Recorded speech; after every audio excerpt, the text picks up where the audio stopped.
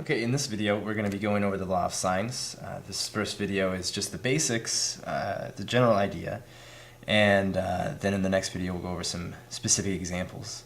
So the law of sines is a way to solve oblique triangles. That's a triangle that's not a right triangle. We can solve all of these kinds of triangles, and I'll point out in a minute how the order in which these are written is important. But if we have a side and then a side and an angle, angle, side, angle, we can solve all these. In general, to use the law of sines, you need to have an angle and its opposite side. You have to know these two things. Then you have to know one other piece of information. But the law of sines relies on the fact that you know a side and its opposite angle.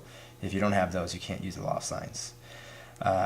Also, we're going to go over finding the areas of oblique triangles using this formula. This is the area. 1/2 times b, the side b, times the side c, times the sine of an angle A. And let's draw a little picture of a triangle like this. So let's say that we have the angle A. That means this is side A. So these are the sides B and C. Okay. So you can see that this triangle, actually, what you need to know to find the area would be these two sides in this angle, which would be these two sides that have this angle between them, which actually is not one of these kinds of triangles. It's actually a side, angle, side, right? But the reason it's included in this section is because we can use the sine function to find the area of this kind of a triangle, and we'll talk about why this formula works in just a minute. So this is the, simply stated, the law of sines.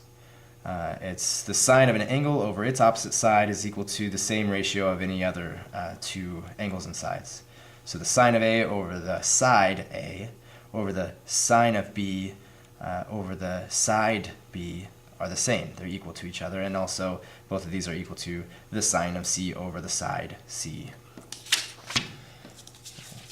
The first type of triangle is angle, side, angle that we're going to talk about. So you have the angle, you have the side, and then the angle. That's why it's in that order: angle, side, angle. That's how you know. So if you know this angle, and you know this side, and you know this angle, these two angles are connected together by this known length. There's only one way to shoot off a line here and here and have them intersect. So there's one possibility with angle, side, angle. Also with angle, angle, side. You can imagine if I told you to start driving. Let me look and find what I'm looking for.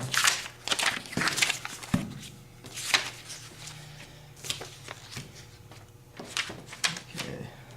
Well, let's say that I know this side right here. Okay, so this side is of known length. Okay, say I'm imagining that I'm driving along this. I drive a given length, then I turn at a known angle, and I want to complete this triangle, so I have to turn at some other known angle. I know the angle I have to turn, so in order to turn at this known angle, I have to come across and turn at just the right moment to get back to this original side. So you can see there's only one possibility for angle, angle, side. But the last case that I want to talk about is for side, side, angle. For side, side, angle, if I know a side, and then the next side, and the next thing I know is this angle here, side, side, angle, then there's you have to think of all the different cases there could be. So the first case is where you know the side, and this angle. You can see how these things are locked in. These things are not changeable. But what is changeable is this angle right here. Okay, and you can see this is dotted because I don't know how long this side is. So this side is known, and I can kind of swing it around. And I can bring it down, and it touches down on this side, and there I have my triangle. Okay, so there's just one case. But that's where this side is longer than this side. This side that's opposite the known angle is longer than this side. But what if this side, and you can see, I can hold it over here, you can see that this side that I'm going to put over here is shorter than this side. The side that's opposite the known angle is shorter than the other side. So I can swing it around like I did with the previous example, and here I come along and there's one possibility for one triangle. But if I keep coming around, and now I touch this third side here instead of over there. So you can see that when this side here is shorter than this side, the side opposite the known angle is shorter than this other side, you have two possibilities. Okay? It basically comes down to this, and it also highlights a third possibility, which is there's no triangles. It's possible that there's no triangles. So it's kind of a silly thing. Let's say that we have this side and it's really long, and then this third side like we've had before. So we can see that this side is not only shorter than this side, it's also shorter than the height of the triangle. The height being this side that's at a 90 degree to this bottom side. So I can see that when I rotate this around, there's no earthly way that I can bring this around and have it reach all the way down so that I can make a triangle. It's just not long enough. So if this, I should say height, if this angle, or this side that's opposite the known angle, is shorter than the height of the triangle, then there's just no way that I can make it. So there's a third possibility where there's no triangles you can make. Okay. Lastly, we're going to talk about area. Okay, remember that the area, we're going to use one form of this. Of course, if you label these sides differently, you could have three different possibilities for the formula.